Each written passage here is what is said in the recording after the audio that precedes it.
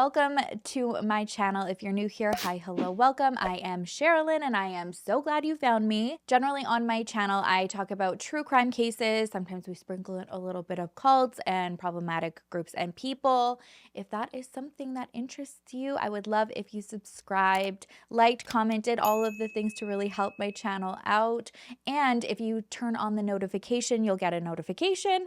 Hopefully, sometimes it works, sometimes it doesn't. But anytime that I upload, so that you can come and say hi, because I'm pretty active in the comments within the first hour of the video, and I love talking to you and I love seeing the comments, even if I can't get to all of them. I can't believe that that's like actually like a thing now on my channel, that within the first hour I don't see like every comment. But I'm so thankful. I do like usually go through after, once I've like had a minute just to, you know, process. Even when it's like positive things, it's just like, it's a lot, but I love it so much. So please do it, because I will always go back and then I will try to reply to even more. All right, that was really long-winded. So let's get right into it. Before we do though, I do have one more quick message for you. I want to give a huge thank you to our sponsor today, Fume. I have been loving the feedback from those of you who have purchased a Fume. And what I noticed in the comments that I thought was so nice was so many of you are buying the Fume as a gift for Christmas for somebody that you love. And I think that is so sweet and such a great gift idea. If you've never heard of Fume, let me get you caught up. Fume is an innovative award-nominated device that helps with what can be a really stressful transition of breaking up bad habits into a much more enjoyable and attainable process. Instead of electronics, Fume is completely natural. Instead of vapor, Fume uses flavored air, and instead of harmful chemicals, Fume uses all natural, delicious flavors. If you've seen my videos about Fume before, you know how much I love my Fume, and they so graciously gifted me their newest model, the Solano, that was released in November. And oh baby, look at how sleek and sexy. And it's still got the weight that I love and the fidgeting, you know, that I love. I really do think that it's so amazing how they have used all of the required parts to kind of be multifunctional and have that fidgeting aspect to it. And that is something that I've said before surprised me as kind of being what has attracted me most. I've generally found that my thought of a craving would be like around like 20 minutes, and to just like sit there and be like, oh my gosh, when is the clock run down? To have something to distract you and just like even just play with has really surprised me. Fume has served over 150,000 customers. They have thousands of success stories, so there is no reason that you cannot be one of them. Join Fume in accelerating humanity's breakup from destructive habits by picking up the Journey Pack today. You can now also upgrade your Journey Pack to the Solano to enjoy that premium walnut barrel and onyx black coated mouthpiece that has a smoother finish. Head to tryfume.com/SherrilynDale or scan the QR code on the screen wherever my amazing editors are putting it for us today, and use code SherrilynDale to get 10% off when you purchase the Journey Pack today. That's tryfum.com/SherrilynDale for 10% off of your order today. All right, today, oh my gosh, I feel like today's case story, it just like encompasses so much. It is definitely, in my opinion, some illegal crime activity going on. Definitely cult-like behavior, in my opinion. You know, problematic group and people. Like, we're encompassing everything today, and holy mother of, I don't know. I have a love-hate relationship with getting in wormholes, especially like culty ones, but I can't help myself. I find it, I want to say fascinating, but not in like a positive way. Almost like I need to know as much as I can about them so that I can understand how people fall prey to it, how to help try to like spread awareness to prevent more people from getting themselves caught up in these types of situations. And I don't know how I had never heard about Modern Mystery School, but what in the Tom Cruise mirror exercising wizarding world of Harry Potter exploitation is going on there. It recently came to my attention on my TikTok For You page, where I usually start in the rabbit hole. It starts there. And I saw an allegation on there that Shawn Mendes had been wrapped up into a cult, and that possibly there were connections to Miley Cyrus being in this cult as well. So that is how it got brought to my attention. However, I will address that later. I do not want to continue further on in the video by just saying that this cult has Shawn Mendes and Miley Cyrus. So if you're not going to wait until the end of the video to hear what my thoughts are on them, I just want you to know right now that I'm not in any way associating either of them with this cult. But because of their names being mentioned, I got, enthralled. So what I learned is that basically for the past 2 decades, I have been living under a rock because the modern mystery school has had a very heavy presence in Canada, UK, the USA, Japan, South Africa, Brazil, and they're also operating in 60 other countries. So they refer to themselves kind of like as the Harvard of metaphysicists. It's not it's metaphysics. Why do you guys continue coming back? Thank you. Don't leave me. So according to the modern mystery school, I guess there are so many pathways, again, please, thank you for saying pathways within this school, but the general message is that they promise this transformational journey that is not only going to change your life, but give you the opportunity to be a part of changing the world. They kind of single-handedly claim that they're the ones that are going to be or are responsible for like peace on the planet and spreading love to everybody, and then saving the planet and dispelling evil and demons before you even have any idea of it happening, because they've wizarded them away. They believe that they are protecting the world and doing that through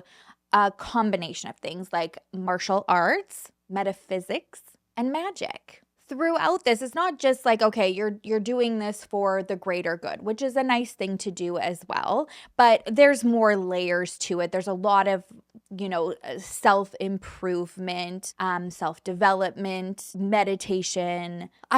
There's like a billion things going through my mind, like crystal work, Reiki, so much going on here. But they say that they give you all of these tools so that not only can you save the planet and humanity, but you can also manifest the life of your dreams as well. Now, if you want to be a part of this, they encourage you and say, like, how selfless of you. This is such a good thing to do. You will be rewarded, with abundance of happiness, health, money, all the things. But this is a huge undertaking for you, your soul. You're fighting off demons all of the time. And it also comes at a significant cost. According to interviews that Mark Wilding did with several past members for an article on Vice, sidebar, absolutely incredible, so informative. If you like reading like long article pieces that are almost like a doc style, I'll have it linked below. It helped so much with a lot of research and then like segueing me into different rabbit holes. So thank you, Mark. But according to interviews that Mark did with past and current students, they are shelling out hundreds of thousands of dollars, like astronomical amounts, just to get to the next level. And there's always like another level. If you watch any of these types of pieces that I do where we talk more about like the scammy culty side of like crime, that's reoccurring. You think you're getting to the top, and it's like the top is never attained. Now, similarly to another group that we recently talked about, the Twin Flames universe, if you don't have money, there are so many ways that they try to get around this. One is always like the famous, oh, you've got a money block, like manifest it, meditate, like it'll come, spend more money so that you can make more money. But another thing similar to Twin Flames as well, which I think that Modern Mystery School is like the OG that the Twin Flames looked on, mixed in with Scientology, which is where I think like a lot of these groups like pull inspo from. It's to start your own mystery school business, I guess. You're under the umbrella as a student, but we'll get into it later. The way they present it is very tricky, very misleading, and I think like as somebody who wouldn't have any research or any knowledge of this, you feel like you're just coming across like an everyday spiritual healer, guider website, like nicely done websites. They all look different. So you're starting like your own business. We're touching on so much. So hang on today, guys. I'm so sorry. I'm going to kind of be a little bit all over the place. But that's one of the ways that you can like fund your tuition is by recruiting students and then you making your money off of them. The Modern Mystery School has over 900 practitioners that are teaching these tools, methods. And like I said, they have just a wide range of courses and classes that they teach. So some of them might specialize in things like psychic reading, and that's what they would primarily focus on their website. Some of them crystal healing, some of them exorcisms, and all of them have also taken those courses within the Modern Mystery School and chosen what they kind of want to focus their attention on to, in my opinion, recruit people into MMS, Modern Mystery School. I always come out with the acronym, you guys. So who and what gives the legitimacy backing up Modern Mystery School? I will tell you. Meet Gudnason. That is legit his real name. Gudnason. He's the founder of Modern Mystery School, and his qualifications for creating this school is that he claims to be a part of the lineage of Solomon. And he says he's the first of his lineage to be sharing these 3,000-year-old gifts with the world. So after all of these years, he's the one coming out, gifting the world with the secrets of this lineage. He also says he's read thousands of books on subjects ranging from quantum physics, astrology, alchemy. But mixed in with that is a lot of, I guess, more modern things, pop culture, if you will, where you watch movies like The Matrix and Mary Poppins. Gudni was born in Iceland on May 9th, 1958. And like I said, he claims he's part of the King Solomon lineage. And something just to be aware of is, and it just drives me crazy, they spell Solomon with an A instead of an O. And I don't know if this is just to, I don't know, make it seem more mystical. I don't know, but it drives me crazy. Now, Gudni says his gift started at a very young age, and he states that his twin brother died 30 minutes after birth, but after his twin had passed, he stayed with him, and Gudni had access to like teachings of the spiritual realm through his twin. He claims that when he was 10 years old, he was given the choice to join his brother in the spiritual world or stay here on Earth. He wanted to make the right decision, so he said that he thought about it for 3 years and then made the decision to selflessly accept that he had a duty to perform here on Earth. He, quote, realized that he had something to share with the world and has been in full service his whole life. His life seems to be one that has different versions depending on, I guess, what era he's in, and who you ask, like who met him at what point in his life and what he was telling people in that era.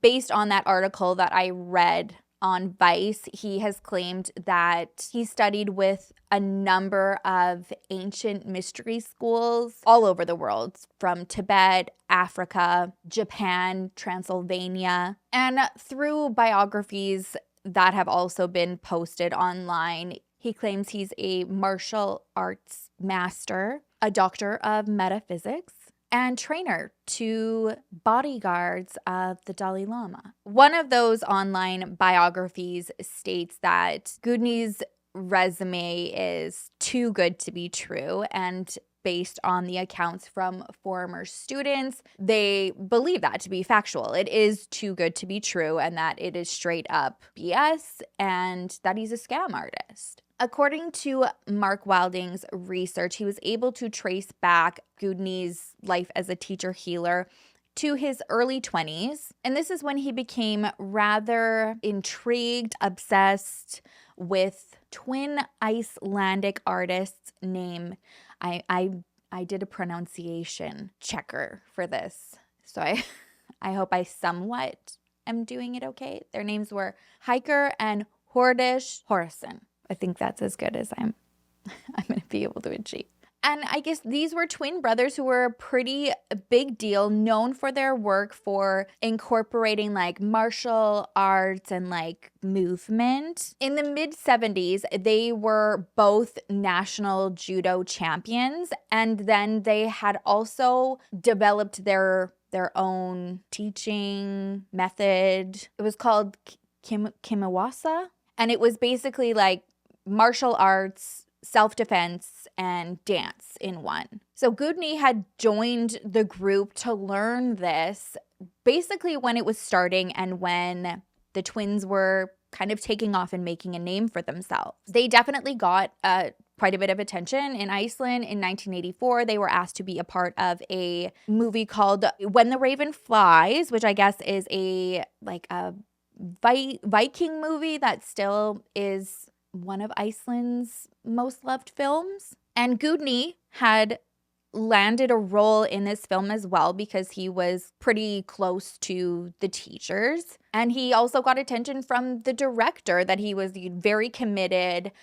He was really impressive. And I think he even had allowed him to have either like head coordination for the stunt team or something like that. But it also like allowed him to gain more respect, I think, with the twins as well. And so that bond became even closer. So when the twins moved to Sweden in the 80s, Gudni also followed. He even had a wife at the time that he left to be able to follow the twins. He stayed with them for most of the 80s, even remarried. Now, according to Gudni, this era of his life, he doesn't really talk about the twins. He says that at this time he was operating a Kabbalah center. And that could be because in the early 90s, he had moved back to Iceland and he started his own school, teaching the methods that he had learned through the twins. But he was claiming that this was like an ancient ritual. He was saying that he was a master and that this had been around for about 1,600 years. So this didn't go over well with the twins when they found this out, because first they were like, that's a bull-faced lie. Like, we made this up and we did it 15 years ago, but also because he had never asked their permission. So not only was he trying to give, I don't know, some ancient validity behind this, they were like, you're scamming people, you're lying, and we made this up and you didn't even ask us. So he was asked to stop teaching their methods, which he did. And then quickly he announced that he was opening a bodyguard school. He was teaching everything from how to use a firearm, how to read a map, quick driving skills. It kind of sounds cool, but I think people who knew Gudni were like, there was always a financial motive behind what he was doing. And hey, I mean, if you're an entrepreneur, that makes sense, but it's like the intention of not being truthful, and then just from going from something like this ancient martial arts gig to teaching bodyguards, it didn't seem to fit like his passions of what he claims, like for bettering the world and coming into tune with oneself. Allegedly, this business was short-lived, and he did try to go back into the martial arts world. That also did not last very long because he got in huge trouble when police were called to launch an investigation that he was kind of like had like this underground child, like youth boxing club fight. Like these kids were boxing without protective gear. They were just like, it's like dog fighting, but with kids. So this actually had prompted Iceland's karate and judo association to completely denounce him and just make it very clear that he had no connections to like their disciplines. So he wasn't really taken seriously by anybody, especially, you know, his peers in that world. People who knew him and knew of his knowledge said he wasn't overly good himself, therefore he wasn't very qualified to be teaching either. They could see through the lies of him saying, you know, that he had gone to world renowned masters in the arts to learn, and it was very obvious to people that he didn't. That part, this is such a sidebar, but it just made me think of it. It was so triggering to me because I was in a very traumatic relationship, very abusive a relationship with somebody very similar to that aspect. Not like putting this on Gudni at all, but lying about being a judo expert and saying that he was going to like fly to Japan. Why is it judo in Japan all the time? Anyways, to go in these tournaments that he was winning, and oh my God, like just, it wasn't, yeah, he wasn't. It's just so creepy to think about like a time of being with somebody that you think you know and that they are not that person. Anyways, not long after this, Gudni left Iceland. He moved to Ogden, a small city in Utah. And when he got there, on top of trying to again start several businesses, he joined Amway. Huge MLM in the 80s, 90s. It's still around today. Not as advertised because they don't really let their affiliates promote socially, which I think has allowed them to somewhat stay under the radar, but not because they're very well known, but it doesn't get like talked about as much because you can't expose them as easily.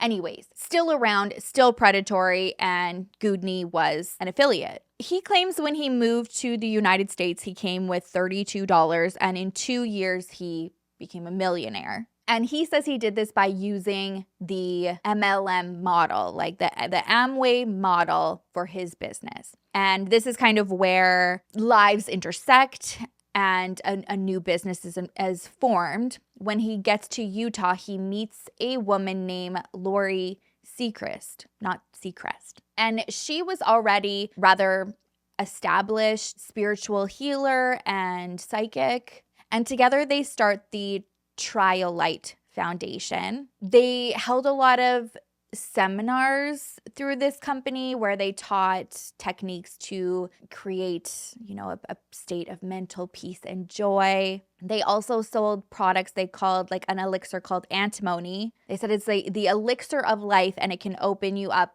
to a connection with God. I looked online on the Trialite website, and it's something that is still sold. It's sold for like over $200 US for 10 bottles. I don't really know what the ingredients are in the elixir. Why would they say it? Because this is like, you know, the ingredients to life, but I really hope it's not like pure antimony. So it sounds like that is kind of how they started. And then throughout the years, they just added on more courses to their seminars. Gudni also tried to start another venture into the bodyguard world, and he claimed on the website to be like this expert who had gained all of his knowledge from the Swedish army, and that they were teaching seminars in school shootings and combat shootings. Their slogan was like that they were the people that you read about in books and that they make movies about. They live a life of danger and live in terror every day, like for the greater good, which is something that has definitely carried over into the modern mystery school. Now, based on Mark's very thorough research, it doesn't appear that any of these ventures had really achieved like great success. However, it did change in 1998, and that is when Lori and Gudni had decided to start sharing this mystical backstory with their students about how the Trial Light Foundation and their teachings came to be. They started saying that Gudni was the latest representative, is the word that Mark used, which I think is funny, the latest representative of this 3,000-year-old lineage dating back to King Solomon. I'm not going to go into how King Solomon's background. From what I can, I'm not an expert at all in like different religions or anything, and so what I can see is that he's portrayed like differently depending on which religion you follow. In the New Testament, he's portrayed as like a teacher of wisdom, and then in the Quran, he's considered to be like a major Islamic prophet. And then in mostly non-biblical circles, he was known as like a magician and somebody who could perform exorcisms and had amulets and stuff. And that seems to be what Gudni is following. If you know anything about this and more of like that background of like why King Solomon is used, feel free to share in the comments. That aspect just has like so much to it, because when you're incorporating religion and stories and people's beliefs, like it seemed to be so different, but the magic area is what's definitely being inspired here. So while they were still operating Trialite, Gudni starts sharing this secret that he's part of this lineage and that he was actually called to Utah to spread his teachings. And he was instructed to open this ancient mystery school for the first time ever, like sharing this with the world. And he called that Rocky Mountain Mystery School. And then through here, he offered a way more teachings than they were doing in Trialite. They had aura healing, alchemy, shamanism. Come on, Sherrilyn. Now, keep in mind the time frame here. So we're in the like late 90s, and really great time. I love to go back. But there was like a heavy focus around this time on extraterrestrials. We had like Independence Day, Mars Attacks, Men in Black, The Faculty. Love The Faculty, X-Files on TV, like all big emphasis on extraterrestrial life and all huge successes. Like if you were labeling something with like an alien twist to it, it was going to be successful. So on May 21st, 1998, Gudni and Lori claim that they had this experience where they had contact with beings of another world. They claim to have seen a plasma ship that landed in a lake in southern Idaho,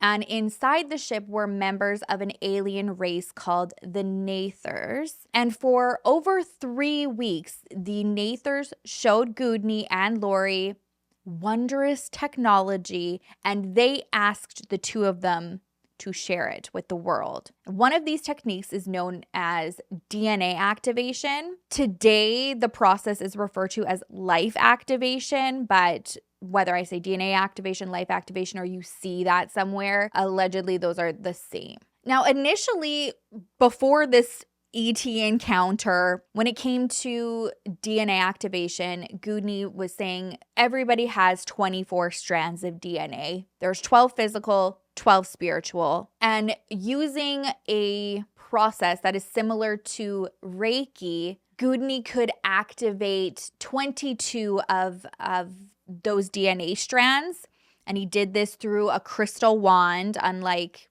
like a Reiki practitioner using their hands.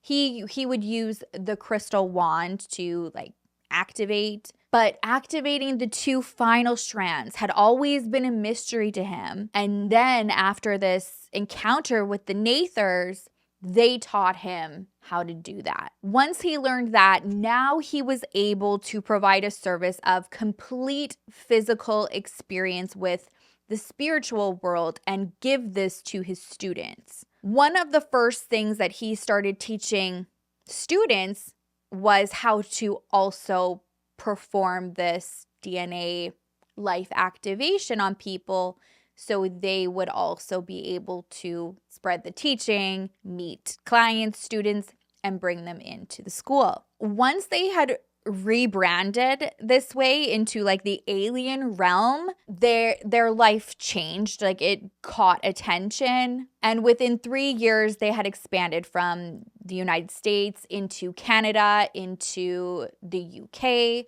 And Gudni and Lori were even traveling the world and doing in-person seminars to try and recruit people. For reference, in these early days, to attend a weekend seminar, it was about $1,100 US per person. And I could understand the draw. They were advertising teachings within this weekend of things like light laser healing, spells and charms. Some of them were just specifically geared to women, which I think is interesting because that is generally who you see kind of victim in a lot of these MLM structured businesses, schemes. I think it's fair to mention that there are students who have shared their experience with any of Gudni's teachings and Lori's teachings to have changed their life for the better in terms of self-development. But there are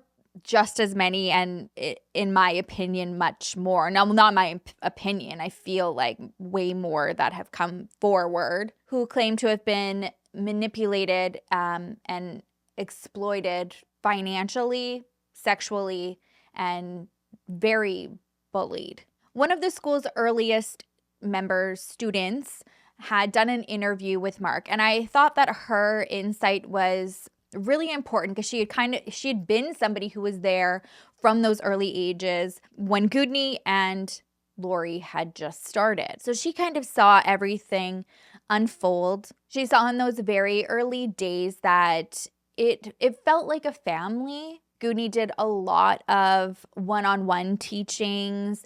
They had the ability to make you feel like you were a part of something very special. You were very special and chosen for a reason, and that you had a natural gift that was going to change the world. You were really excited and honored to be a part of it. She also had seen that shift when there was the extraterrestrial component added to it, where they grew so much, and that all of a sudden the goal was very heavy on recruitment. And Lori and Gudni would say it's because the Nathers said that they needed to activate 20% of the world's population, and they wanted this done by 2005. So that's when the model, I think, was heavily pushed and introduced, that you were going to learn how to do all of this.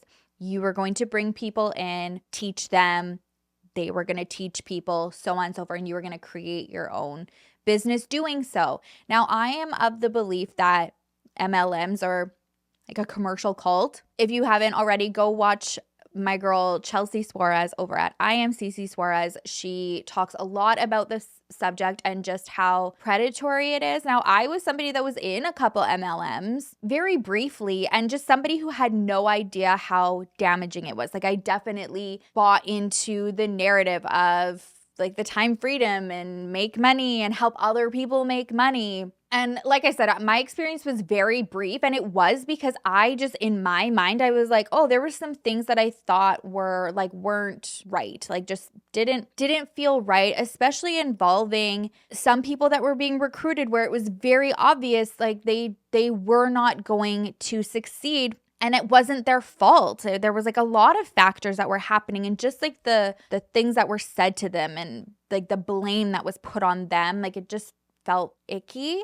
And then after learning more about it from watching videos like Chelsea's, like it felt like validating to be like, oh, okay, like, yeah, that was a little bit harmful. Chelsea also has a video on her channel, I'll share it, where she interviews Dr. Stephen Hassan, he is a cult expert, and goes through and kind of is able to explain just educationally and like respectfully the signs and what to look out for, and the language, and also explains that a lot of these people who are in MLMs, like I don't think that they truly, well, not that I don't think, like I do believe many of them do not understand what they're pushing, and how predatory it can be, especially to like vulnerable people. Like I said, like for the example for me, where I could clearly see that this person was struggling, was not going to succeed, and was just encouraged to constantly stay in, pay more, take this course. Like it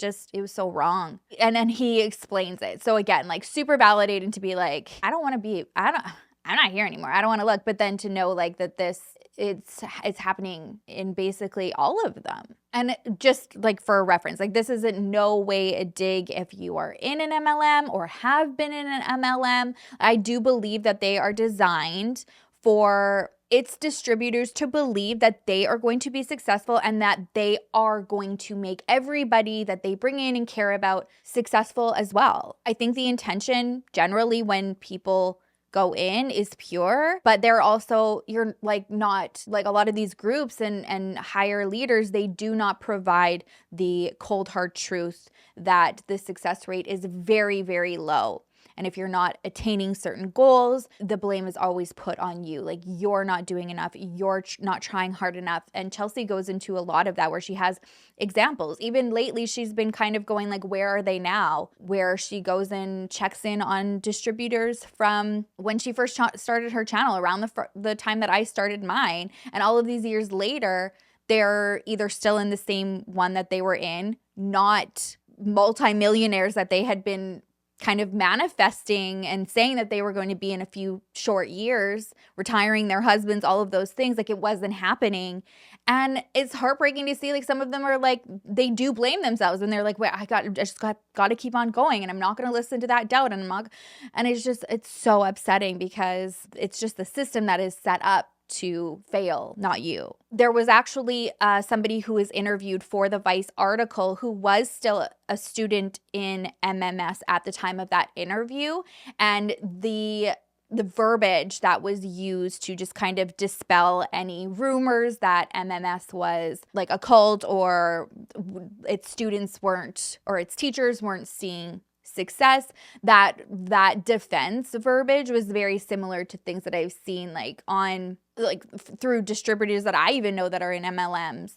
And she basically said like, no one's being forced to be here. You don't have to be here if you don't want to. And everybody basically wants to put the responsibility on somebody else. They can never take responsibility. I think the quote that she used was, they bite off more than they can chew, and then somebody needs to be blamed when they choke. And I was like, oh my gosh. It's really upsetting to see how deep people can get into groups like Modern Mystery School and the leaders and just offend them with everything that they have. And they think that people like Gudni actually care about them, when the harsh reality is when you do not have anything to offer, you are no longer relevant, useful to them. Like they will cut you out faster than you can blink. So when Gudni and Lori were still operating under the Rocky Mystery School, and as more students were coming in and they were encouraged to teach and recruit, that goal of becoming financially free was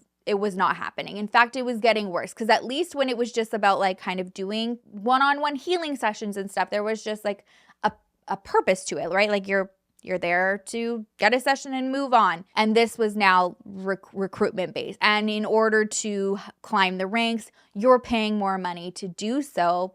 And so they're getting in debt. They're trying to find clients, paying for more courses, then finding more clients to pay off those courses. Like it was just a never ending circle. Not only that, but as the company is growing, those students were asked to participate in events, but participation in events was working long hours and being unpaid. It was always just like for the advancement of the message. On top of that, you are going to these seminars, flying across the world. You think that you're a part of something important, but you're also paying to do this. So people were paying for the flights to get there if they were in England and they're all the way in Utah still.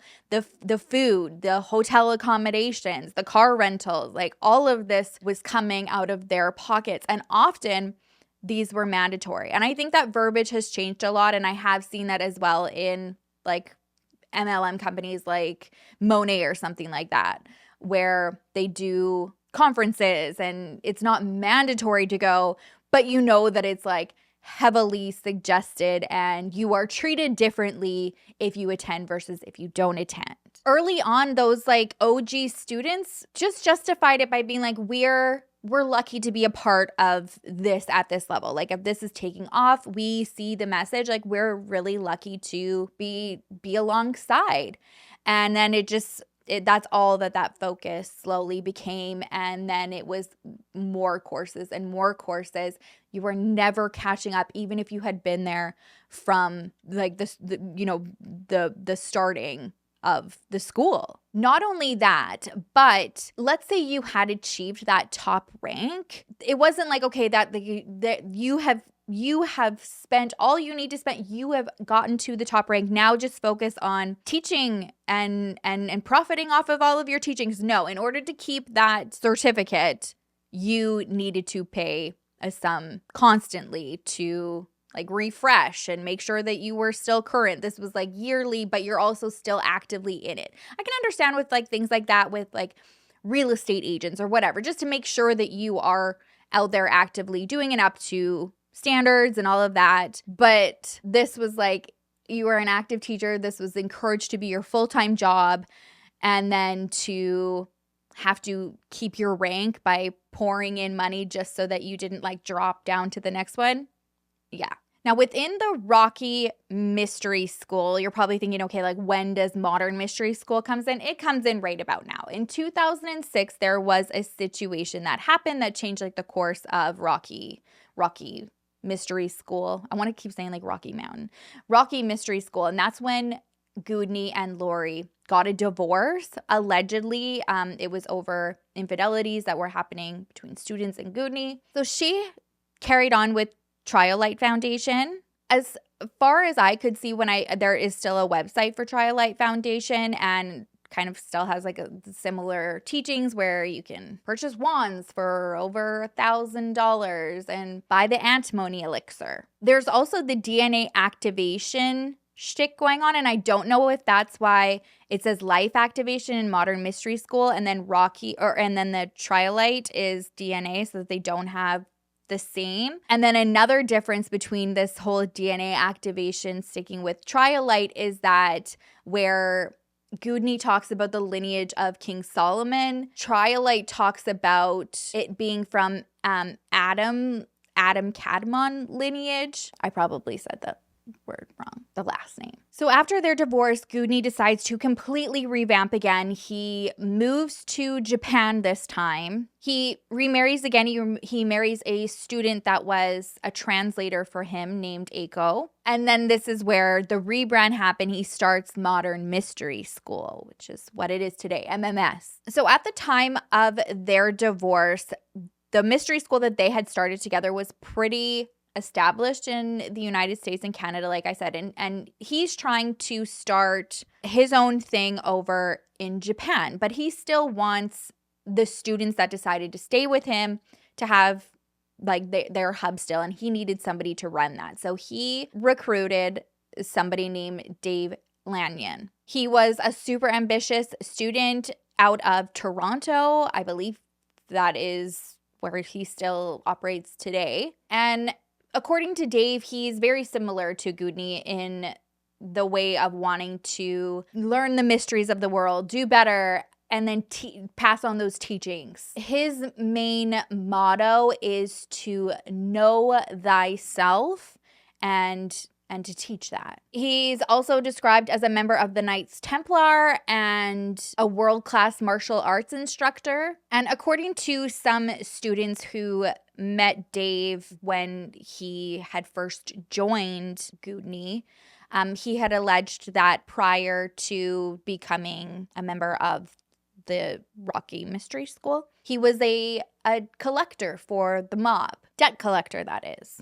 Not like memorabilia collector. I don't know why I didn't say debt. It could have been collector of anything, but it was debt. Allegedly, people who knew like his life prior to this, though, said that he was like a greeting card salesman who had some investment into like a gym that was in Toronto. And allegedly, he had just always been quite fascinated with the concept of like magic and martial arts and mysticism. And then on top of that, he wanted to be very respected. That kind of brings me back to the whole Gudni claiming to be this like master at this craft that the twins had taught him, but then he said it was from a lineage, and then it just being bullshit and feeding that to people. Kind of sounds like that also was very similar with Dave.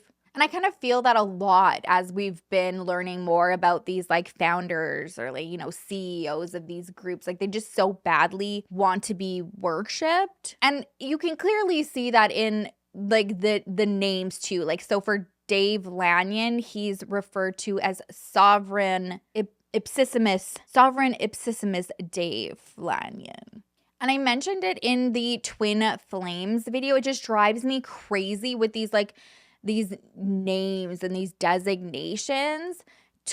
Twin Flames is like on a much smaller scale than what this one is. If you haven't seen part 1 or part 2 of that, you have to watch it. It's just like bananas. But this is just like on such a larger scale. One example that I found when I was looking at their website was another doctor. You know how much I love when doctors insert themselves into these groups and just have that influence over people because they're a doctor. So one of them that I saw was Dr. Theresa Bullard White, aka Ipsissima Divina, Dr. Theresa Bullard. It just, the audacity of the name designations.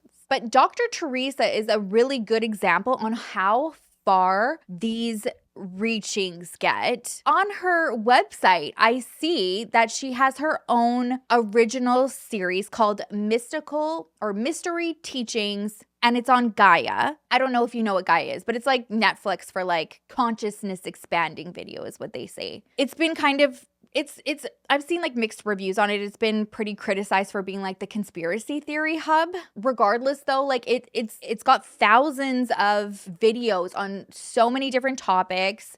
And like I said, it's like a subscription like Netflix where you can basically watch all types of topics. They say topics that you wouldn't find on like mainstream media. So that in itself is, you know, like I guess some people are like super controversial. And however you feel about it is one thing, but for me personally, like I see just like such an issue in giving people like this who have ulterior motives a platform. So let's say, you know, you've got somebody who comes across and they just have a Gaia subscription, come across her series. There's this kind of relationship that gets formed. It's one-sided, but you look at somebody, you trust them, you do kind of see them as a teacher and you take their word for it. Maybe you go and you start wanting to do like research outside of it. Like, it's like, oh, okay, let's learn more about this Dr. Theresa. And then you see that she has this own website where she has her own school and she can teach you the tools that she knows. And then not only that, but you get to be close with her because she's teaching you to teach others. So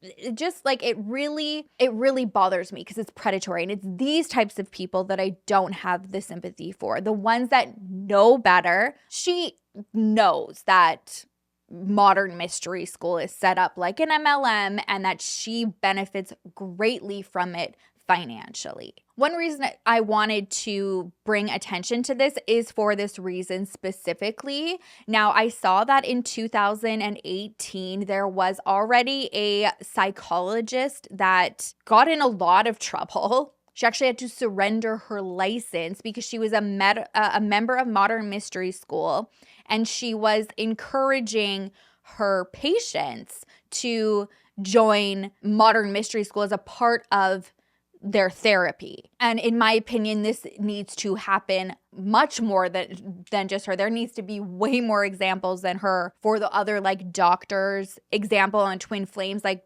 Dr. Christy. Oh, I would just love to have a conversation with her.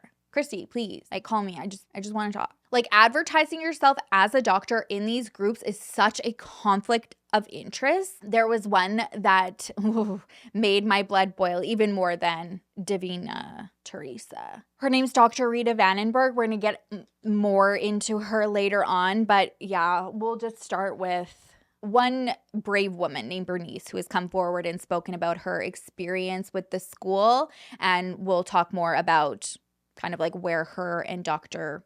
Rita cross paths, but I'll share a little bit of background info for you just like briefly to kind of see like how Bernice got in, what her legitimacy is to talk about some of the things that she talked about. She says like everybody who first comes in, she did the life activation, which was like, it's like over $500 today to do that. That's for the basic activation. As far as I know, there's different levels. And then from there, she said like other students, she wanted to explore what the, full curriculum had to offer. She describes herself as somebody who had always been very spiritual, and it was actually through a healer that she sought out some help with because she was having like really vivid, almost night terrors, but feeling like a connection to the spiritual world and not knowing where to go with it. Like she was kind of introduced to Modern Mystery School, and that's kind of how everything started.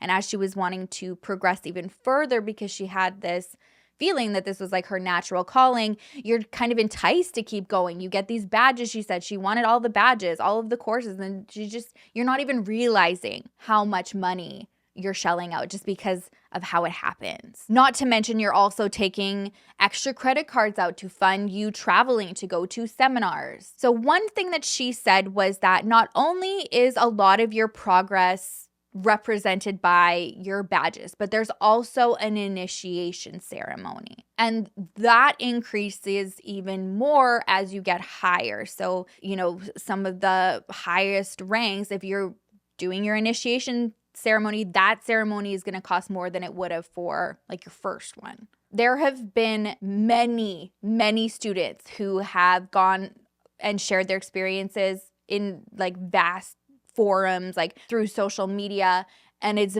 all of them not knowing each other. Like we're talking about people from around the world who have had similar experiences are saying that like within a less than a 3-year period, they could have easily or did easily spend over $100,000 US. And in their mind, they're kind of thinking and being told like that it's justified. Like this is an investment. This is an investment into your business, into your teaching, into your like unlocking your potential. But the hook is that you never ever get to the top. There is always stuff to learn. And when you do get to the point of being able to teach and you've got your own business, you're not keeping all of that. Like you're also giving this back to Modern Mystery School, not just in learning more and keeping your certifications, but also giving them a percentage of what you make. The school has denied numerous times that they ever push like a recruitment model to the students, and former students are like, I beg to effing differ. They said not only were they heavily pushed to recruit, but if they didn't hit targets, there was consequences. Oftentimes people said that they would be belittled in front of like full seminars and called out, embarrassed. Others said that there would be some people who were taken to a completely separate room and they were forced to stay there and just like be berated for like 3 hours solid, just being yelled at about their lack of recruitment. And I think one way that gets people really stuck is it goes back to saying like, if you're not doing this, you're not working hard enough. You have nobody else to blame but yourself. It's because you're not bringing the people. If you want to see this type of paycheck, this is what you need to do. And it doesn't work like that. We've talked about this a lot. You can never understand like what somebody is going through in their life to make you have full understanding of how this happens, why they got so roped in. You could have even come across this in a not vulnerable state in your life. I know that often I do focus on how you can get yourself caught up in this is because they prey on people who are very vulnerable. But I did find reading a lot of people's stories when it came to modern mystery school is a lot of people were actually in a very solid headspace, just wanting to learn more. Like, this was an area of their life that they didn't know a lot of people like in their real life that could relate to their interests, of like all of these components added to one. Like, they really hit a wide variety of people who share common interests, but it's like encompasses all of it. And so that camaraderie is really there and very focused. We'll get into like how they kind of like bond people as well. But it's encouraged to quit your jobs and really come into this business. And it's not really pushed like as a business. It's more about like the betterment of the world, like, and teaching, and how great is it that you profit off of helping people. The issue with that is even those high-ranking people allegedly are not making the money that they claim. And Bernice is actually somebody who was able to kind of go into this a little bit when she did interview with Mark. And she actually shared an email that was written by one of like the highest ranking teachers. Her name is Martina Coogan. And in the email, she tells Bernice that she is struggling to survive financially. Now, it's been some time since she had shared that for the Vice interview. So I went in to kind of check in on Martina and see if she was still in it, since she had said that she was struggling financially. And not only is she still in it, but she is listed as one of the 9 teachers who is qualified to teaching their money class. And it's basically like what we've gone over in a lot of these types of groups, where it's like poverty is a mindset. You need to manifest more money. But I mean, like, she's emailing a student talking about how she was scrambling to make ends meet. And I think something that keeps these types of people in, especially like the higher ranking ones, I when it comes to like those top ones, they're actually a group. There's a group that they call themselves like the 12, and it's 6 women who are so predatory, in my opinion. But when you're talking about members like Bernice and like some of those OG people who had been in there for like over 10 years before finally mustering the courage to leave, a lot of it, I believe, had to do with their ranking system and with the achievements and the badges that you get, and then keeping your rank. You work so hard, and then you invest so much money to feel like,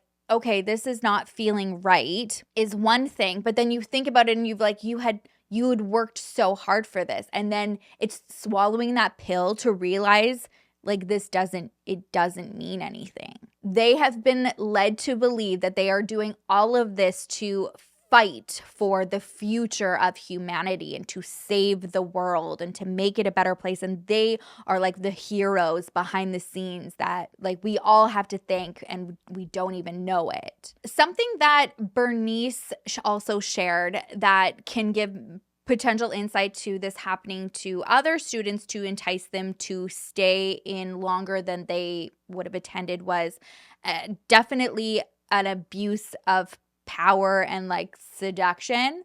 There are allegations coming from Bernice that Dave Lanyon absolutely abused his power when it came to her. When she had mentioned concerns about staying in the group due to her lack of finances and being able to afford it, he had reached out personally to say, like, I will waive the tuition fee. I will, personally help teach you. Just love bombing her and giving her extra attention. And she explains just being so touched, again, I'll use the word honored, that she is being helped out and worth so much to the group, that one of the second in command is seeing such potential in her that he is like going to waive the fees and wants to keep her in and help her one-on-one. And so she was able to stay longer and raise the ranks. And this brings us to late September 2014. Bernice explains that she and a group of other students were on a trip to Japan. At this point, she had been with the school for 8 years. This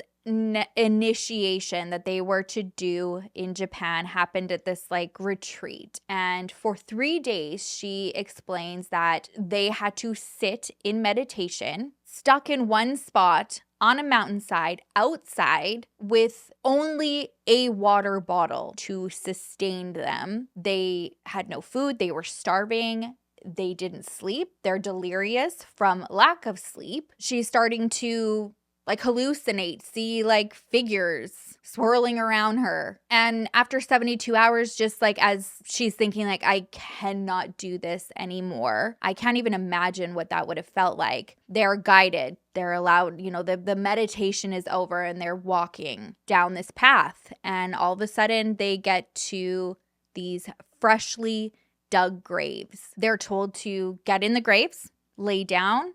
They do.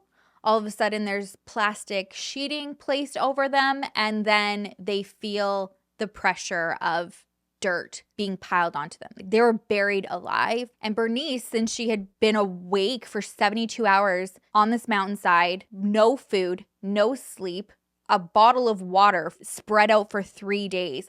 She says she had literally no idea how long she was buried for. She said she just cupped her hands over her mouth and just tried to take the most shallow breaths she could. And then all of a sudden, like the sheeting came out and it was almost like this sense of like, oh my gosh, like what did I just accomplish? I've actually seen a hotel worker on TikTok talk about, it was a different situation than this. I believe this was in the United States, where this group had gone to a resort that she works at, and they had to leave because the groundskeepers was like, oh my gosh, these people are digging graves. Anyways, Bernice said not only was she doing this and feeling like, oh my gosh, like I just accomplished this because it was part of the curriculum, but this was also an instruction that she was given by Dr. Rita Vandenberg that this was the level that she needed to attain to allegedly have her body prepared for relations with David Lanyon. Bernice said that allegedly Rita was instructed to protect and watch over her. She kind of relayed messages between the two and said that Dave had made it clear that he didn't want anybody else involved with Bernice. She was told to, like, you know, keep herself for him. And at the time, she describes this feeling like really flattered. Like, this is the right-hand guy. This is the Tom Cruise to the David Miscavige. So she knew, like, completing this, like, once this happened, her energy had reached, like, the appropriate level where there was going to be an encounter, and the two of them were going to save millions of souls. For reference, in the Vice article, the school, they deny a lot, and this is one of the denials. They say that this allegation is complete nonsense. Bernice alleges that this encounter did happen, and it happened at the encouragement of Dr. Rita, who had sent her a WhatsApp message saying it's time, and to go to Dave Lanyon's hotel where he was staying nearby and retrieve the key that was left for her and go into his suite, which she did. She explains this whole event very confusing. She said when she had first got there, David Lanyon was very affectionate and loving. And then after the encounter, it was like he was like back to like her superior again and was like, you can decide if you want to stay or if you want to leave. And I mean, pretty uncomfortable. And at like 5 a.m., she said she decided to leave and then flew home that day. What I thought was just, I don't know, just kind of like what these types of individuals do. And then like the representation they also do in these situations is blame the person that are alleging these situations. And that's what happened here. Dave Lanyon's lawyer claimed that this encounter never happened and that Bernice had a substance abuse problem, so her credibility is not the best. And she does say that in 2013, she was arrested at a roadblock for driving under the influence. She was required to perform community service, and then from that, she had never had an issue. They also tried to discredit her credibility by being like, well, she was also like a student who owed money, so she's trying to make us look bad because she didn't pay for all of her courses. And Bernice is like, yeah, those were the fees that were allegedly supposed to be waived by Dave Lanyon, who was saying like I was special and I needed to get to this level so that I could help, save millions of people by sleeping with him. Now, even though he denies any kind of inappropriate communication between her interactions with her, she did share some emails when she did her interview for Vice. And in them, like, he uses, like, it's definitely probably not how any teacher I know has signed off on an interaction with me. One of them, he said, I saw your Facebook photo. Very nice. Exclamation, exclamation, exclamation, smiley face. You look amazing as always. Love you, goddess. Miss seeing you. It feels like forever. And then in another one, he signed off, love and licks. Basically, her time with the school came to an end when she just realized how manipulated and groomed she had been. She had done, her main thing was wanting to learn how to do the courses to actually teach people, and it wasn't based off of the recruitment aspect, and she was getting reprimanded for it. Dave Lanyon was even reaching out being like, why are you not at these numbers? Why is this your students below you, aka your team below you? And she was like, I want to learn. Like, I'm just here. I'm loving learning more. And she was just feeling empowered by the knowledge that she was getting. And it wasn't so much about her like bringing in people to teach them and have them teach. She wanted to get to the top. And she was saying that she was constantly being roadblocked because of her recruitment or lack of. It got to the point where she realized like, wow, this really is just a matter of numbers and recruiting, because it's not for the betterment of the world. Because the act that I did with Dave Lanyon, getting to the point that I needed to in my initiation, and that encounter was supposed to be for the better of the world and saving millions of souls, and you're worried about the fact that I haven't recruited an additional 12 people this month. She explains that after leaving the school, everything crashed around her. And something that she said that I have seen a lot from survivors of cults is that it was actually harder to adjust back into like their lives, or even if you've been in something like your whole entire life, like adjusting from the outside than actually even leaving, even though in your mind you feel like leaving is the hardest part. And she said it's because she just kind of felt like everything had been taken away from her. She had been so dedicated to the school. It was something that caused rifts with her family and her friends outside of the group. And so when she left, like, she didn't have all of that to go to, and she had lost so many of those relationships that were still within Modern Mystery School. Today, she works as a personal development coach, and she says that after leaving the school, like, she is even still working on bettering herself in different ways of just like healing from that, and which is so upsetting because it's like her intentions of going was to better herself. And she says that she still does like exploring all of those avenues of like spirituality and healing, but now she volunteers to help women's charities and children's charities, and just kind of focuses on giving back through teaching like meditation and stuff, just to teach it and to help other people heal, and then not just like fixate on this self-proclaimed leaders of groups. Now, this situation can obviously be looked at as like a he said, she said example, and understandably could be like, for people who actually know and were involved, not enough for them to leave the group. But there was an event, or lack of event, that I think is like a perfect example of how full of BS these people are, and these types of situations that help hopefully wake people up. This is something that happens often in these high control groups.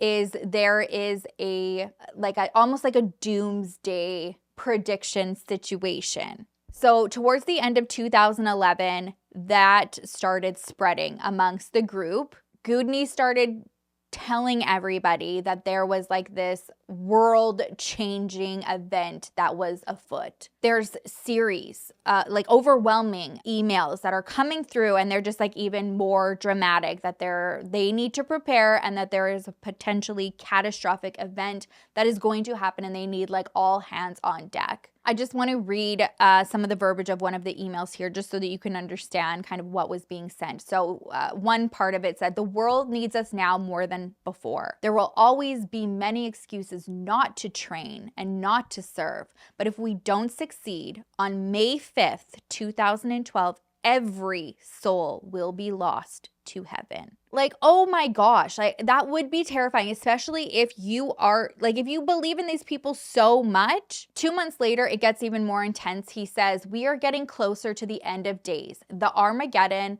the end of the world as we know it." So he's calling on like all of his members to like hop on board, has no idea what's going to happen, but they knew it was going to be like the tipping point of humanity. One thing they did to prepare was hold this 5-day training program in Toronto. Students were told that they were required to come and pay between $700 and $1,000. And an email was sent from Dave Lanyon saying, "To be 100% clear, missing this training means you will not be on any May 5th team and you will not be a serving ritual master." So like, again, you're threatened if you don't participate to lose your rank. Weeks before this event is supposed to take place, I mean, even more emails are going out like, "We're getting closer. We are almost there. You need to make sure you're ready." People were preparing for like 30 hours of like just nonstop intense meditation. There was like temple arrangements. We'll get into the temples in a little bit. It was like all hands on deck. This was going to be intense.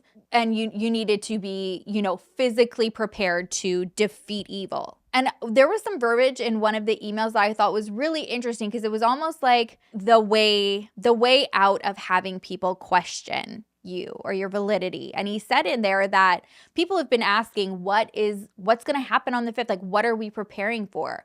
And he says, like, we don't really know. Like, we know that this is going to happen. We know that we need to protect Earth. And he's saying, like, if we're all taking this seriously and we are all hands on deck and we are prepared and doing our training and doing everything, nothing's going to happen because we defeated evil. There were hundreds of people that took place in this, around the clock, meditating, lack of sleep, no eating. Basically, they were putting like this big bubble to protect like the world, and no one could slip. Like, people who were involved in it said it was so intense, like you couldn't let your guard down for like a second, and you're just expelling like so much energy, so exhausted, so depleted. You're doing this for days and you're thinking like, if you let yourself down or vulnerable for 1 second, like a demon's gonna slip through. So the morning of May 6th arrives, and yeah, nothing had happened on May 5th. And that, I guess, was also kind of predicted if all of their work was right. So that kind of intensified things even further and brought people within this group like even closer together, because they felt like, oh my gosh, we did it. Something I've seen come up quite often, a lot of past members will talk about this, is just like, okay, there was like this event that they had stopped, but it was just like such BS because there was a huge natural disaster in Japan that had happened in 2011 that Gudni had not predicted. It was about 150 miles north of the Modern Mystery School in Tokyo, so close to, the energy. There was a tsunami and earthquake, and it was devastating. And when people were like, what happened? Like, Gudni didn't stop it. He blamed it on the students that weren't there in Tokyo. So what I think happened is like he took that situation and completely exploited his students later on, being like, this is what happened and you guys weren't there. Like, do we want this to happen again, or are we going to prevent it? So you're guilted and you're manipulated into this fear that like of participating, because if you don't, like what's going to happen? Like, look at what happens when you don't listen. People die. That fear of manipulation though goes so beyond. And there's one story that just completely took me over the edge. Like right now, already my palms are sweating because I'm just like fuming. Another reason a lot of people took a long time to leave or haven't left is because of the fear and warnings they are given from the group of what's going to happen to them if they do. People are told if you leave this group, you are subjecting yourself to the dark side. Like you are going to be abducted from to the dark side. We're protecting you. Once you leave, once you stop paying for your certifications, we can no longer protect you. And they even threaten things like cancer happening to you. One of those examples was a single mother named Chrissy Venter, who was terrified of leaving the group. She stayed for a really long time just thinking like if something happened, she could get possessed by the devil. She'd constantly try to make excuses to stay. Like like a lot of students, this is for the betterment of the world, even though she was struggling. And she was struggling a lot financially, but she was scared to leave. So she just kept trying to make it work. Finally, she did get to the point where she found the strength to leave. She got married. She had another baby. Allegedly, the pregnancy was a little rough, but when she had the baby was okay, but she got cancer. When she was diagnosed with cancer, she went back to modern mystery school, like begging to be brought back in because she thought she got it as a punishment for leaving and that if she went back, it would go away. Part of this, forgiveness to heal was to do their treatments, which they call the ozone method. So she didn't go through chemo. By November 2019, her cancer was spreading rapidly. It got to the point where she did want to listen to her doctors, where it was just you need to do this. But by the time that she had gotten to the point of trying chemo, it was too late and she passed. After she dies, her husband finds a series of message threads between his wife and modern mystery school leaders, specifically Dr. Rita. My fave. He says he finds these message threads of one-on-one healing for an alarming fee between the two. And it's so sad hearing him just explain it because he's like, he even sees WhatsApp messages, more WhatsApp messages between the two where she's, Chrissy's wanting a session, wanting a healing session.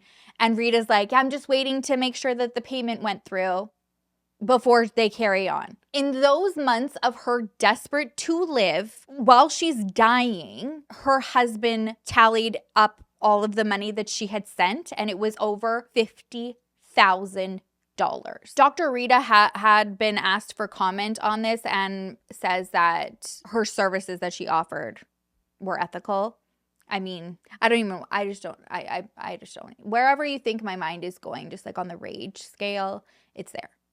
Okay. This kind of leads me into another area of healing, and it's the healing rituals that groups perform in their temples. These are described as ceremonial gatherings which participants perform rituals to channel magical energy. Allegedly, ritual masters sign a contract that states that they are required to serve in temples. The claim is that the effects of our temples are felt all over in so many ways. Crime going down, not here, not in Edmonton. I don't know where you're from, but we are skyrocketing. Bad guys falling down. Again, if you follow my Instagram and you see my stories, weekly I'm sharing something new of somebody being released and not falling down, dead.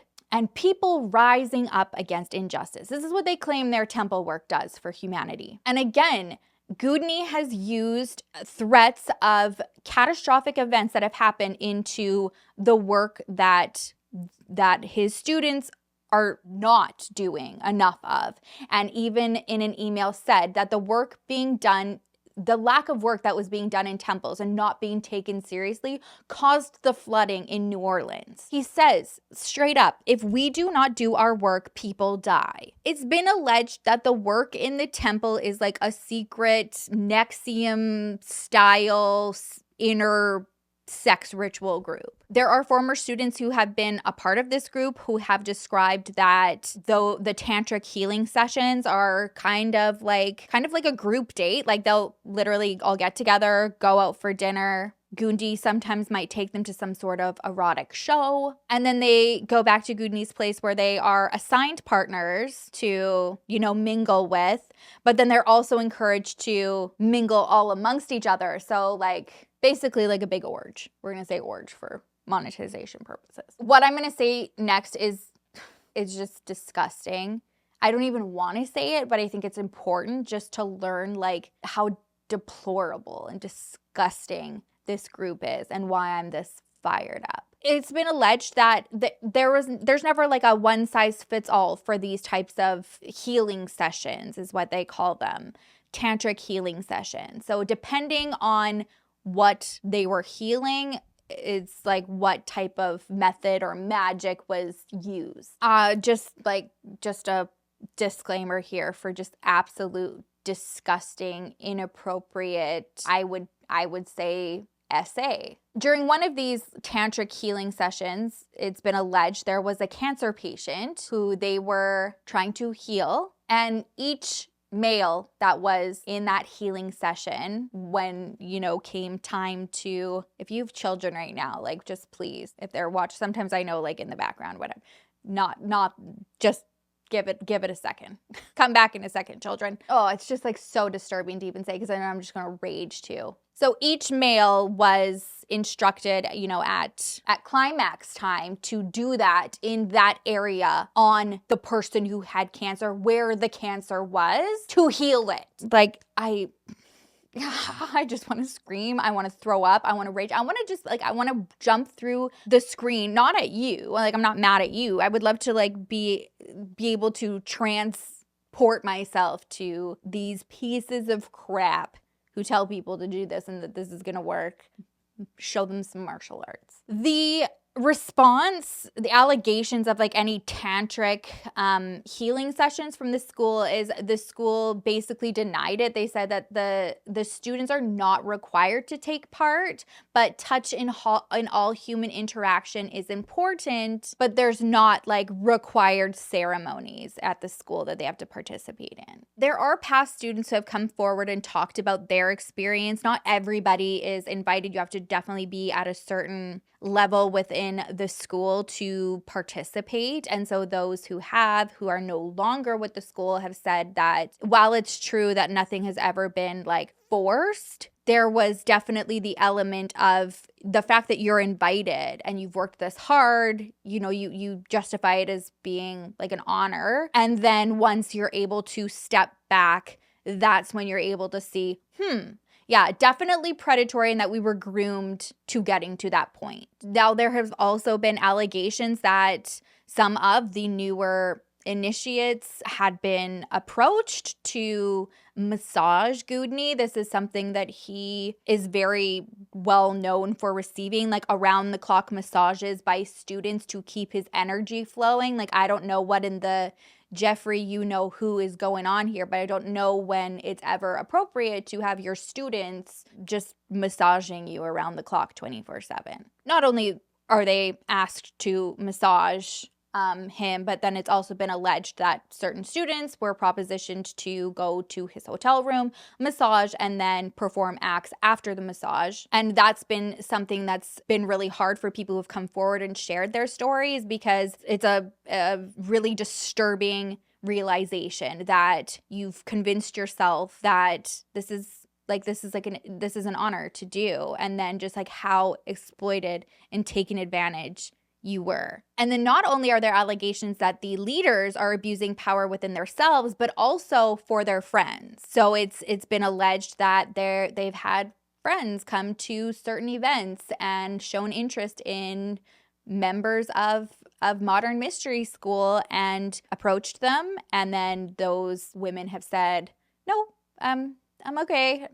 And then one of the leaders, either Gudni or David, approach them and be like, this is for healing. Like, if you do this, like, it will actually really benefit him. Again, the school emphatically denies that this ever happened. It seems like Gudni has kind of taken a little bit of a more behind the scenes role. He's like ventured out into other businesses as he's known to do. He's explored being like a DJ, tried his hand at supplements and beauty products, and also collaborated on producing a feature film called Stay. So he's kind of left his day-to-day operations to Dave Lanyon, and then his other partner, his other like right-hand guy, left-hand guy in Japan. His name is Hidito Nakaome. And then, of course, they have their like devout following to keep this going. And they're just lists of like hundreds and hundreds and hundreds of teachers. And like I said, like that is, I think, what has kind of kept them specifically under radar in a sense, because the large majority of these members, they use like the MMS umbrella within their brand. So it's like they have their own business, and then within the description it'll be like, we learned this through our lineage of 3,000 years. And then you're like, oh, you're part of MMS. But they have different websites, like very nice websites. I will include a couple. So if you were just to stumble upon some of these for like Reiki or meditation or spiritual healing, like it looks legit, and then you're going to build a trust with this person and, might even get some benefit off of what you're initially going for. I do believe that a lot of these people that find modern mystery school, I don't know why I want to say like magic school bus sometimes. Anyways, I do believe that people find them who actually do have some gifts. Like that is the interest of like growing on it and pursuing. And then it just all of that gets so misconstrued. It's just so predatory, because then once you become a part of it and then you have your own site and your own business, and then the ultimate goal is to bring them in to the group and then them have their own website and their own business, and so on and so on and so on. And really, behind the scenes is not as simple as like, trying to sell some crystals to some people. Like this is so serious, so effing predatory. The school is so well aware of the allegations against them as well, that they actually have a frequently asked questions tab on their website where it says, "Are we a cult?" And then they proceed to try to give examples of why they're not a cult. Like the fact that that is even on your website, it's pretty telling that, you've had enough accusations that you've had to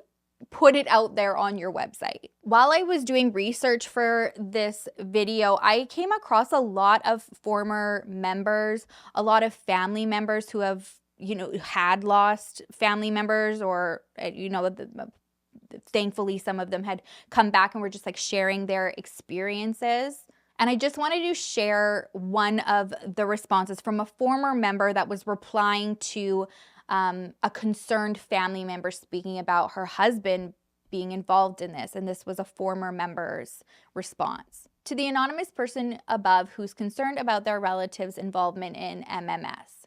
Not to scare you, but read the cult test at orangepapers.org. MMS hits 98 out of the 100 characteristics of a cult. The only thing they haven't done yet are the final two on the list: sequester their victims in an isolated location and commit mass shmooshmite. They already staged an apocalyptic doomsday scenario in 2012, but thankfully no one died as far as I know. Their tactics are similar enough to Scientology, but they don't appear to have Scientology's business, or they'd be a lot bigger by now. My source for this, I was in the group for years and witnessed many of its abuses firsthand. I think it's worth also mentioning that in recent years, students have been required to sign NDAs, and within it says that they will always speak like in good positive terms. And the school had been confronted on it, like, why do you need an NDA or an NDA, an NDA? And they're like, oh, it's just standard to have, contracts of this nature. And I think it was Jesse and Lily on Do We Know Them podcast that I recently watched where they talk about NDAs. And it's like, yes, if you're somewhere like, a professional shoot, like an artist shoot or whatever, and it's like, you know, like we're, you know, don't share this, don't have your phone out, blah, blah, blah. Like there are certain situations where an NDA is required, but if it's because like you're a part of a group or you're going somewhere and you're putting your trust into somebody of power, somebody that you admire, like that is not a good situation. Do not do it, effing run. And so for them to say like, oh, this is just like a standard contract and that it's not intended to try to cover up anything inappropriate. It's like, well, if you had nothing inappropriate to cover up, then you wouldn't need one. Okay, so where does this leave Shawn Mendes? I came across an article from B. Schofield, who is the one who like originally did reporting of the Love Has Won cult that kind of led to the HBO Love Is One cult series. Holy bejeebus. Let me know if you want to hear about that one. B weighed in on the whole Shawn Mendes aspect. And this is kind of like how it's summed up, okay? So in 2002, in June, Shawn Mendes dropped his world tour, and he said that it was because there was mental health concerns and needed just some personal development. So there was definitely the concern from fans and stuff that obviously Shawn's going through something. If you are in a state of, you know, kind of mental health lows like depression, you're more vulnerable to groups like this. And while that is true, B had done some pretty extensive investigation into this, and she has reported that the claims that he has gotten into modern mystery school are unfounded. I just want to read a little bit of her piece because she does a really good job at explaining kind of where she thinks all of the confusion came. She says, previous articles never sought comment from any of the people that were accused. So meaning any of the people accused of bringing in Shawn and Miley. They negligently accused many people of being in this cult without any evidence or confirmation. Shawn Mendes and Miley Cyrus had attended several New Age events with spiritual influencers, but the confusion stems from the name of Blue and River Bears group being Fluorescence Modern Mystery School for Women.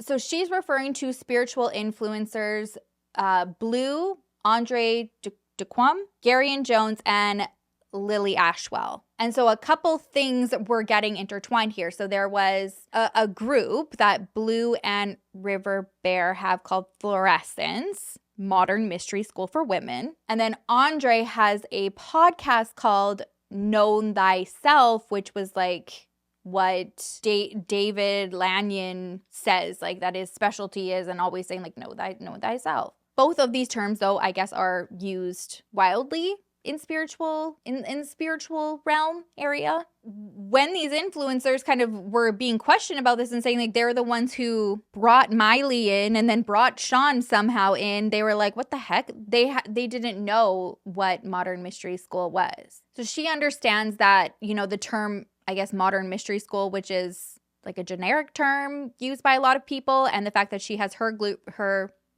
like Fluorescence. I think I was saying Fluorescence and it's not that. I don't know. It's Fluorescence. I suck. But then also has the Modern Mystery School for Women attached to it. So I get the confusion, but she's like, this had nothing to do with these people. Even Lily Ashwell, she said like she had seen that she was being associated with this group, but never even commented because she's like, I don't even know what they are. I don't even know who Gudnason is.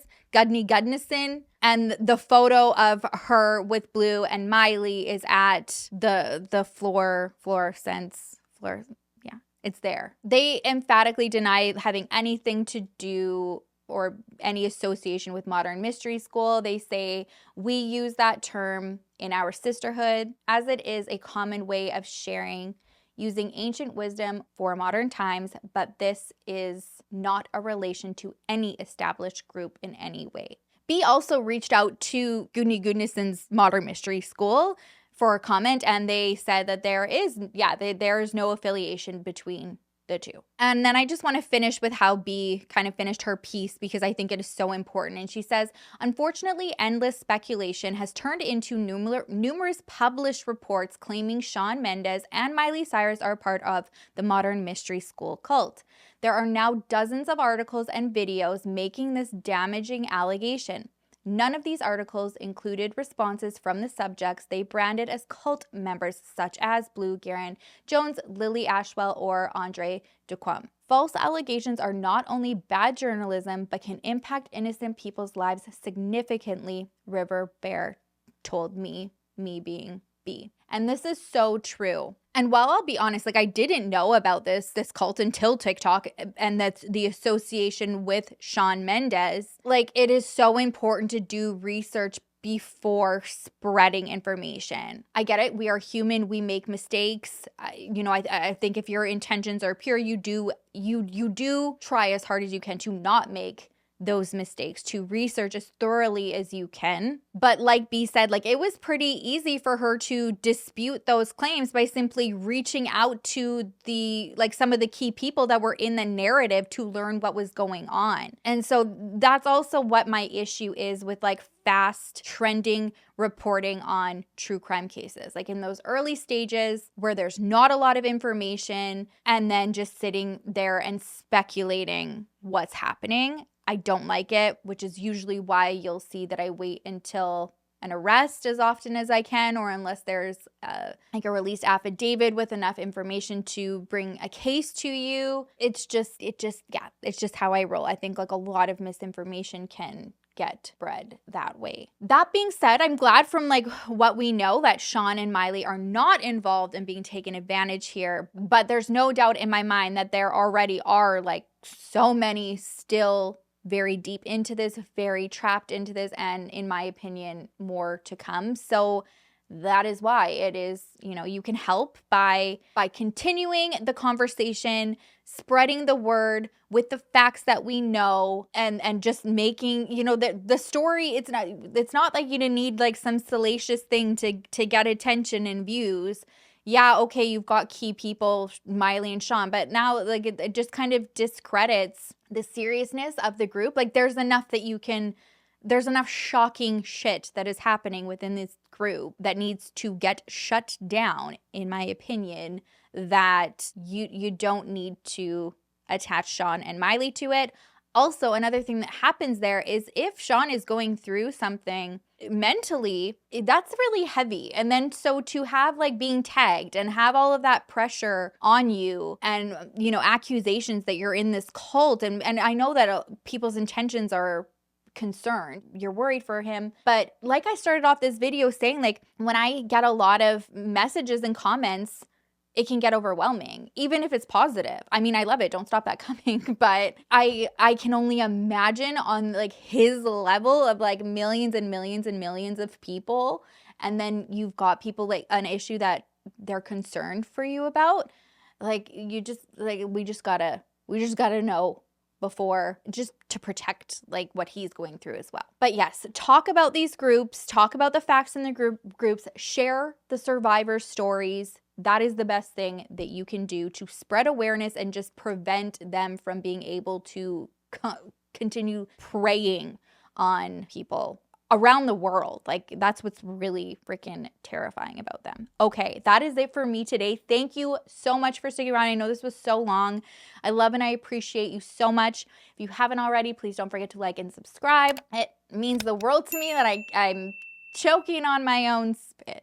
All right, I'll try to not do that as much. If you could just like and subscribe and stay around and really help me out. Okay, I will see you in the next video. I will miss you terribly. Until then, make sure to love each other, love yourself, and I will see you soon. Bye.